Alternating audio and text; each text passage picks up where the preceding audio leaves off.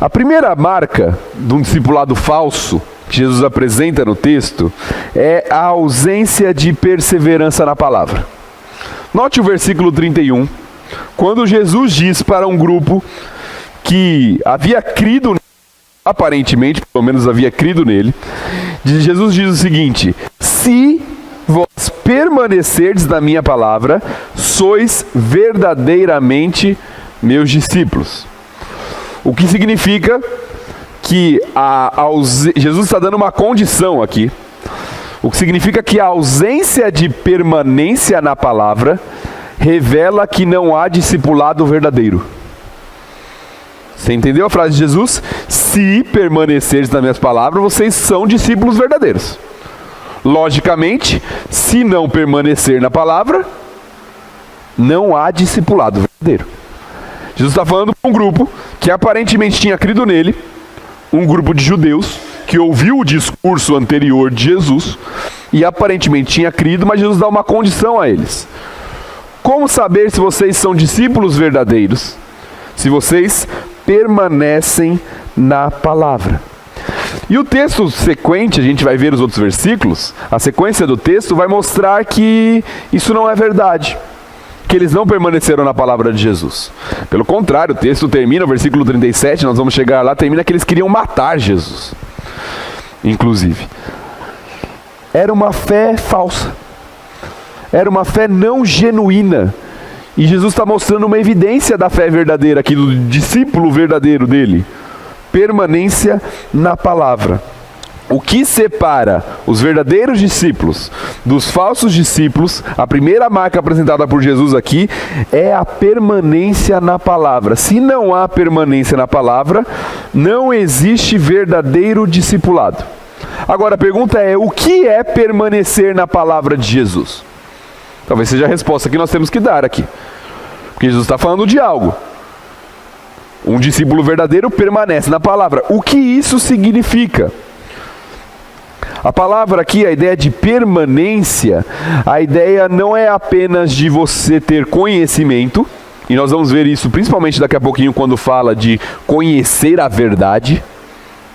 Um texto, talvez o versículo mais conhecido da passagem aqui.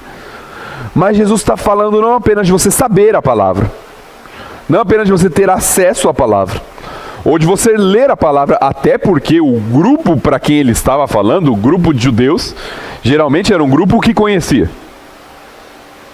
a palavra. Jesus está falando não só apenas de conhecimento, mas ele está falando de obediência, consideração, valorizar, permanecer no ensino de Jesus. É isso que é permanecer na palavra.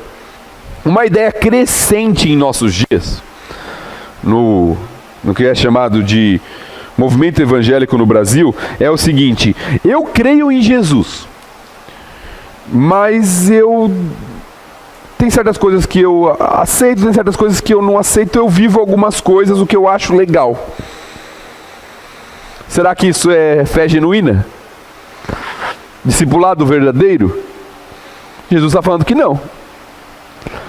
A evidência do discipulado é permanência na sua palavra. Não é perfeição. Nós somos imperfeitos e temos pecados. Mas é disposição de obedecer, de considerar a palavra e de mudar os meus valores com base nessa palavra. Poxa, até hoje eu creio isso na minha vida e sigo isso. Mas eu vi que a palavra está falando o contrário. O que alguns fazem, não. Eu continuo vivendo a minha vida. Isso é marca de falso discipulado. Opa, percebi. Então eu tenho que mudar e me conformar à palavra. Isso é marca do verdadeiro discipulado. Isso é permanecer na palavra. Traz a ideia de perseverança, de algo contínuo. Por isso que a marca, ela se torna evidente através do tempo, inclusive. Através de um estilo de vida. É muito comum, no meio evangélico, nós avaliarmos a salvação de alguém simplesmente porque a pessoa levantou a mão ou professou fé. Isso é muito comum. Porém, o que Jesus está falando aqui é que a fé e o discipulado vai se mostrar verdadeiro através do tempo, da permanência, da perseverança na palavra. Isso vai mostrar se aquela fé indicada no início é verdadeira ou não. Se a profissão de fé é real ou não. O grande teste do discipulado não é o início da jornada, mas a permanência no caminho. E note o que eu estou falando de marca, de evidência. A salvação se dá no momento que crê. Não estou falando que você é salvo porque você persevera. Estou falando que você persevera se você é verdadeiramente salvo. Entende a diferença? A salvação vem pela fé, no momento que se crê, através da graça de Deus agindo na sua vida. Qual é a evidência de que essa graça alcançou? Permanência na palavra de Jesus. É isso que Jesus está falando. Se vocês permanecerem na minha palavra, vocês verdadeiramente são meus discípulos. Você se lembra da parábola do semeador? Nós vamos abrir o texto, por causa do nosso tempo também. Mas a parábola do semeador nos mostra 4 tipos de solos. E a semente cai em 4 tipos de solo, e 3 deles, ela não permanece. Se revela uma fé falsa, uma fé sem raiz. Em um vem as aves e pegam a semente. Em outro ela cai num solo rochoso, e ela frutifica logo, mas não tem raiz, e logo morre. Em outro ela cai dentre os espinhos. E os espinhos que Jesus interpreta ali na parábola como as riquezas, os prazeres desse mundo sufocam, e ela também não cresce. E uma cresce, desenvolve, frutifica, permanece. Entende? A fé é revelada, o discipulado verdadeiro é revelado através do tempo, através desse brotar, dessa evidência de permanência na palavra. E é claro que um cristão verdadeiro pode ter momentos de fraqueza, e pode até se desviar da fé por um momento, mas o comum é que mesmo quando isso acontece, geralmente ele retorna pela ação do Espírito Santo de Deus. Não é normal nós considerarmos um verdadeiro discípulo como alguém que levantou a mão em um culto ou fez uma profissão de fé e nunca mais voltou e não perseverou na palavra, mas simplesmente porque ele levantou a mão ou talvez se emocionou em um momento de culto, nós considerarmos ele como um discípulo. Jesus está mostrando aqui que existem marcas. O normal do discípulo de Jesus é a perseverança nos ensinos de Jesus. É isso que é esperado de um discípulo. E note que é a perseverança na palavra que Jesus está falando. Note que uma pessoa pode estar na igreja e não estar permanecendo nos ensinos de Jesus. Assim como os judeus, a gente vai ver isso no próximo ponto, se consideravam salvos por pertencerem a um povo e virem de uma raça, mas não havia permanência na palavra, uma pessoa pode crescer na igreja. E isso, preste atenção você, principalmente você, jovem, adolescente que cresceu na igreja, como é o meu caso, inclusive. Porque isso é uma bênção, mas pode ser um perigo. Porque você pode estar tão acostumado com a igreja, e você vem todo domingo para a igreja, mas a pergunta não é se você vem para a igreja ou não, a pergunta é se você permanece nos ensinos de Jesus ou não. Vir à igreja é um desses ensinos de Jesus. Servir na igreja e a igreja é um dos ensinos de Jesus, mas não é o único.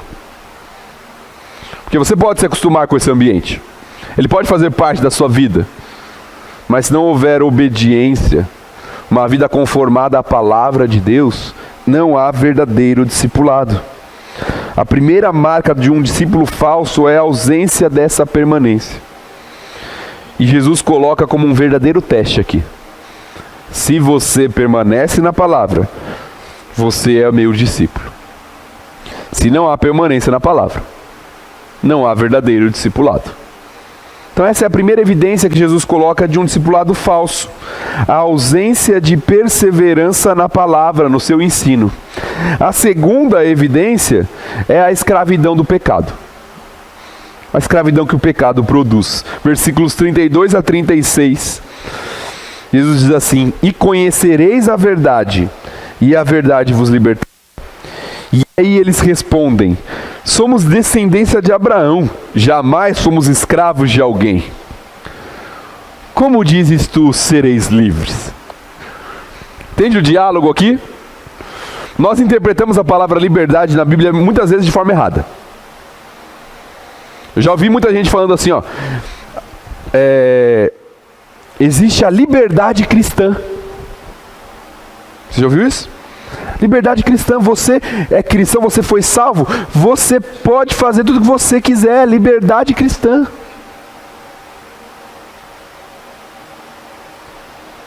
Isso é ignorar tanto a palavra quanto o contexto em que liberdade é escrito na Bíblia. Toda vez que a palavra liberdade é escrita, ou para não dizer toda vez, na grande maioria das vezes que a palavra liberdade é escrita na Bíblia, ela está falando de libertação. E não no conceito atual de liberdade, eu quero ser livre para fazer o que eu quiser. Nós não vemos isso na Bíblia. Jesus Cristo, e eles entendem bem o que Jesus está falando, quando Jesus Cristo, se vocês conhecerem a palavra vai libertar vocês. Eles não falam assim, então a gente vai fazer o que a gente quiser. Eles falam assim, vamos libertar, a gente não está preso. A gente não é escravo. Quem precisa de libertação é escravo. Nós nunca fomos escravos de ninguém. É a resposta dos judeus para Jesus. E aí o texto segue, versículo 34, Jesus diz: em verdade vos digo, todo que comete pecado é escravo do pecado. O escravo não fica sempre na casa, o filho sim, para sempre. Se, pois, o filho vos libertar, verdadeiramente sereis livres. Então a segunda marca que Jesus apresenta de um discipulado falso é a escravidão no pecado. Quem não é discípulo de Jesus é escravo do pecado. Não tem uma terceira via aqui. Ou você é discípulo de Jesus, ou você é escravo do pecado. Todo aquele que não é discípulo de Jesus é um escravo do pecado. E nós chegamos aqui diante de um dos versículos mais famosos do Evangelho de João, e talvez muito mal usado também, né? E conhecereis a verdade, e a verdade vos libertará. Quem já viu esse versículo em algum contexto assim de escola, né? Se você conhecer a verdade, né? Conheça, né? Estude, conhecereis a verdade vos libertará. Né? Isso é muito comum de usar esse versículo em contexto assim. Mas ele está sendo mal interpretado quando é usado assim. Professoras aí de plantão, não usem, tá bom? Na sua escola, nesse sentido. Porque Jesus não está falando... Porque na verdade quem falava isso eram os judeus. Os judeus ensinavam que o conhecimento da lei liberta. Esse era o ensino do judaísmo na época. Se você conhecer a lei, você vai ser livre. Jesus está falando que existe um conhecimento que envolve relacionamento, como nós vamos ver, que liberta, e não é libertar da ignorância que ele está falando. Não é libertar economicamente, politicamente, libertar dos romanos, não é nada disso. Libertar de César, o imperador, não é nada disso. É libertar de um senhor muito pior, muito mais cruel, que é o pecado. Esse conhecimento da verdade que Jesus fala, liberta do pecado. Ele fala de escravidão do pecado, não está falando de ignorância. Não está falando de ter mais conhecimento intelectual apenas. Ele está falando de uma verdade que liberta da escravidão do pecado.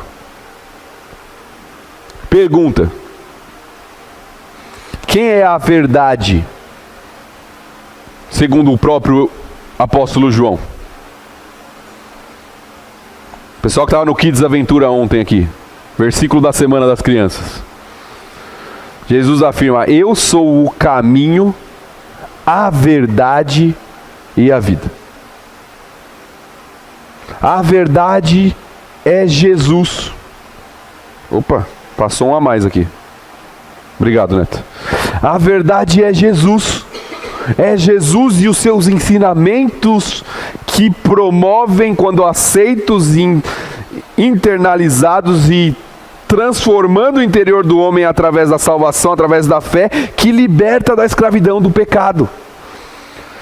Os judeus estavam pensando, quando Jesus está falando aqui, em outro tipo de liberdade. Eles estavam falando, nós somos filhos da promessa. Nós somos filhos de Abraão. Deus nos prometeu diversas coisas, nós não somos escravos. Por mais que Roma estava sobre os judeus naquela época, eles nos consideravam escravos. Nós somos filhos de Abraão, nós somos filhos da promessa, não somos escravos de ninguém. Jesus fala, vocês são escravos. E não é de César, não é dos babilônicos lá atrás, não é nem do Egito. Vocês são escravos do pecado. É essa a principal e pior escravidão. E só existe uma forma de ser liberto dessa escravidão: através da verdade que é Cristo. É isso que Jesus está mostrando para esses homens. A reação deles demonstra a própria indisposição de permanecer nos ensinos de Jesus, de permanecer naquilo que Jesus estava falando. Eles apelavam para um senso de privilégio hereditário. Nós somos israelitas, somos da linhagem de Abraão. Mas Jesus está mostrando que eles eram escravos. E o escravo, Jesus usa provavelmente um dito popular aqui, o escravo ele não permanece na casa para sempre. Ele não tem direito à herança da casa, ele pode inclusive ser vendido para outro senhor, mas o filho permanece na casa. E se o filho, o próprio Cristo, libertar, aí a verdadeira libertação. Aí a verdadeira libertação do pecado. O filho poderia, pela autoridade que o pai dá, isso no contexto da época, ter essa autonomia de libertar escravos. Dentro do contexto da casa da época, do clã, da família. E aqui Jesus aplica isso a ele e fala, se o filho libertar vocês, vocês verdadeiramente serão livres. A pergunta é, você já foi liberto da escravidão do pecado?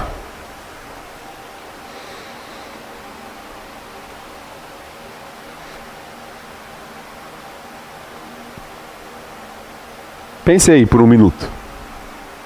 Como nós podemos perceber isso na nossa vida? Como nós falamos, todos nós somos pecadores. Todos nós temos nossos pecados. Mas uma das marcas do discípulo de Jesus é que ele não é mais escravo do pecado.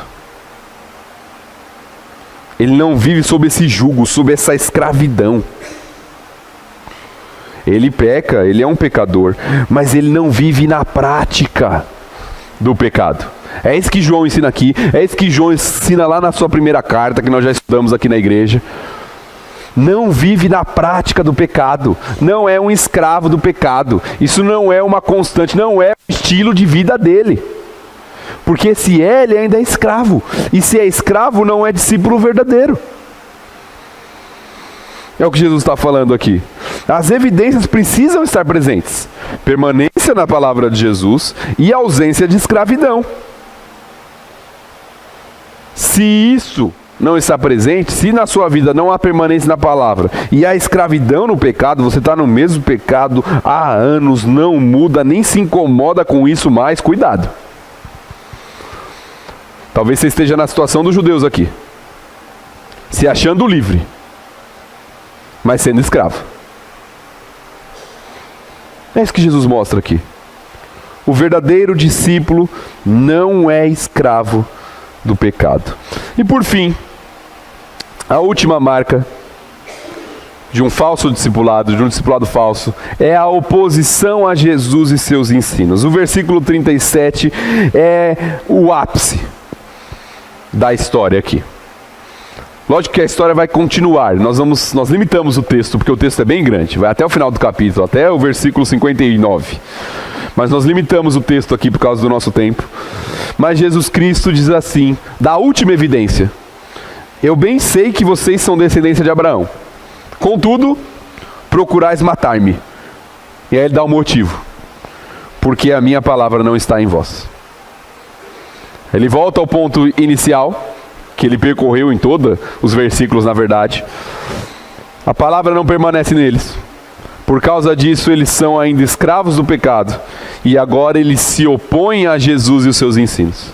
Aqueles que no primeiro momento aparentemente haviam crido em Jesus, agora procuram matá-lo. No último estágio de oposição a Jesus e seus ensinamentos. Jesus mostra que, embora sejam israelitas, descendentes de Abraão, não são discípulos verdadeiros. Pois a palavra do Messias prometido à própria nação de Israel não há lugar neles. Não se encontra dentre eles. E por isso eles se tornam opositores. Eles querem matar Jesus. Lembra de Paulo? Antes de sua conversão? Exatamente o mesmo processo aqui. Ele queria matar os discípulos de Jesus. Ele era um perseguidor dos discípulos de Jesus.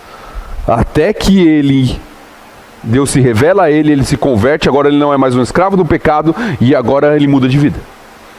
Agora não é mais um opositor. Agora ele está na linha de frente do evangelho. Há uma mudança. O problema é que pessoas que se opõem a Jesus, e Jesus não está aqui fisicamente, hoje, na terra, mas a oposição a ele e a seus ensinos permanece. Muitos aceitam o ensino de Jesus quando é conveniente, mas quando entra em conflito com suas preferências, com suas tradições, com suas opiniões, eles se tornam opositores. E esse é o último estágio do falso discipulado, da falsa profissão aqui. Quando ela se torna evidente. Os primeiros dois, elas se tornam meio camufladas, não é mesmo? Existe uma certa camuflagem aqui. Talvez eu não te conheça tão bem para afirmar se você está permanecendo nos ensinos de Jesus ou não. Você no seu dia a dia, como você vive lá no seu trabalho, na sua casa. Se você é um escravo do pecado, está numa prática contínua do pecado ou não. Mas aqui há uma revelação, uma oposição a Jesus. E isso gera um choque. Como nós falamos, quando a palavra mostra que minhas preferências, minhas tradições, minhas opiniões estão erradas, existem dois tipos de reação. Ou eu me submeto e me conformo à palavra, mostrando que eu sou um discípulo, ou eu vou reagir a isso. Ou eu vou falar que isso é radicalismo, é autoritarismo, é preconceito. Ou eu vou falar que eu preciso viver a minha vida e ser feliz. Ou você se conforma, ou você se opõe. Não existe um meio termo aqui também. Quando a palavra confronta, ou você se adequa à palavra, se submete a ela, ou você se opõe. E existem dois tipos de opositores. Os opositores públicos, aqueles que cresceram na igreja talvez e que hoje abandonaram a fé. E não só abandonaram, como ironizam e atacam a fé. Tenho certeza que você conhece gente assim. Eu conheço alguns que cresceram aqui comigo, ou em outras igrejas, que hoje não só se opõem, como atacam e ironizam a fé cristã. Mas existe outro tipo de opositor, que talvez seja até um pouco mais perigoso, que é o opositor velado. É aquele que não vive, não permanece na palavra, vive a sua vida que deseja, mas ainda se professa cristão. E com isso vai minando o evangelho e a palavra de Jesus, ensinando que ser cristão não é nada demais, não há diferença nenhuma. Você ainda pode ser cristão e viver igual todo mundo. Talvez essa seja a oposição mais perigosa, que vai minando a mensagem e o impacto da mensagem do evangelho. Porque fale a verdade. Olhe para a nossa sociedade. Olhe para os cristãos do Brasil, aqueles que se professam cristãos do Brasil, em geral. Tem impacto? Há diferença?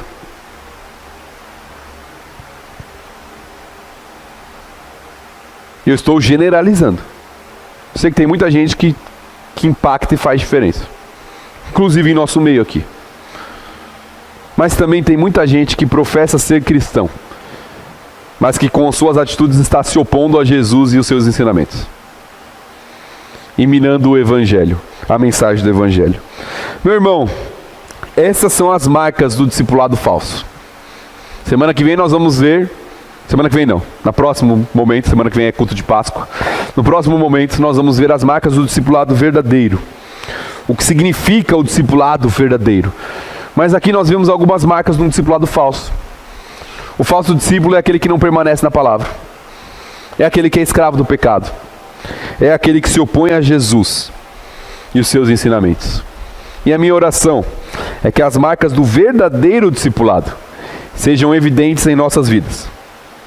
E que nós possamos estar atentos às marcas do falso discipulado, para nos avaliar em primeiro lugar, e para ajudar aqueles que estão sendo enganados pelo pecado. Porque isso pode estar acontecendo, inclusive no nosso meio.